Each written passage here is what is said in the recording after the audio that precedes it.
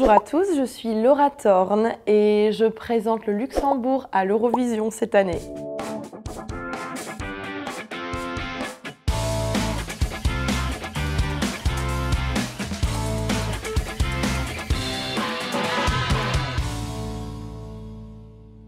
Parle-nous de ton premier téléphone.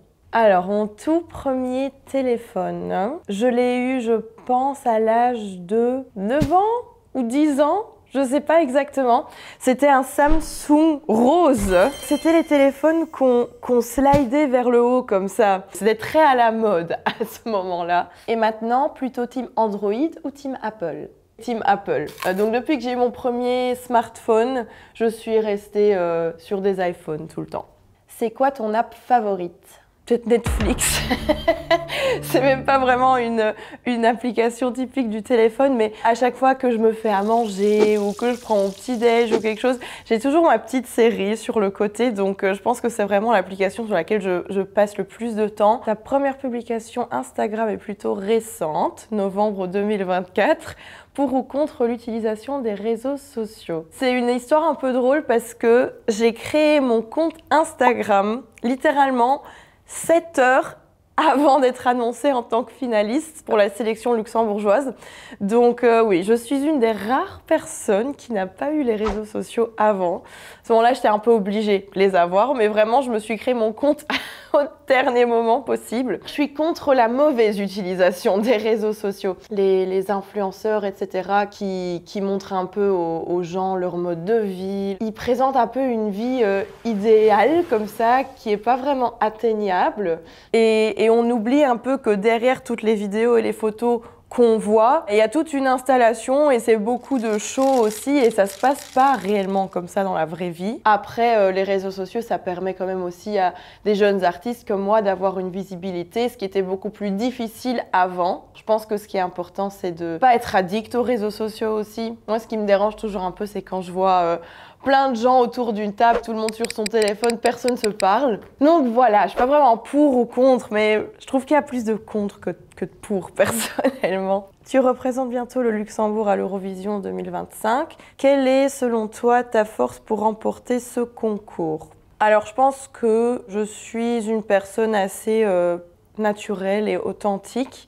J'essaye de rester vraiment moi-même pendant toutes ces aventures que je vis en ce moment. Je pense que c'est très important que les gens qui te suivent pendant ce concours connectent vraiment avec la personne que tu es. Beaucoup de commentaires que je reçois, c'est « Oh, moi, j'ai l'impression que je pourrais être ton ami dans la vraie vie. » Tu vas te défendre en interprétant La poupée monte le son. Quelle est l'histoire de cette chanson? Il y a un lien avec la chanson de France Gall, Poupée de cire, poupée de son. Ce que raconte la chanson, c'est une poupée, c'est un objet, on va dire, elle n'a pas de vie, donc il faut qu'elle soit contrôlée de l'extérieur pour pouvoir fonctionner. Et ici, en fait, dans ma chanson, c'est la poupée qui prend le pouvoir, en fait, et qui dit non, moi j'ai besoin de personne, je peux fonctionner et décider par moi-même.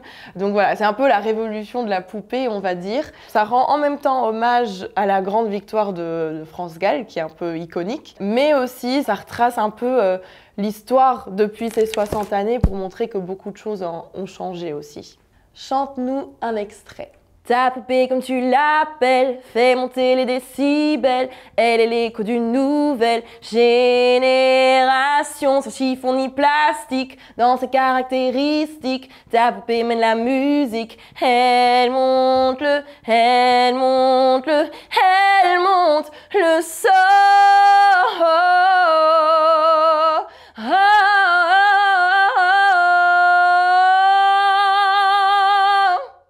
Et avant que ce concours entre dans ta vie, que faisais-tu? Jusque l'année passée, j'étais encore à Namur en Belgique et je finissais mon master en chant et en solfège, en théorie musicale. En août, je suis revenue au Luxembourg parce que j'ai eu un job au conservatoire à Esch-sur-Alzette. Donc maintenant, je suis professeure de solfège et de chant.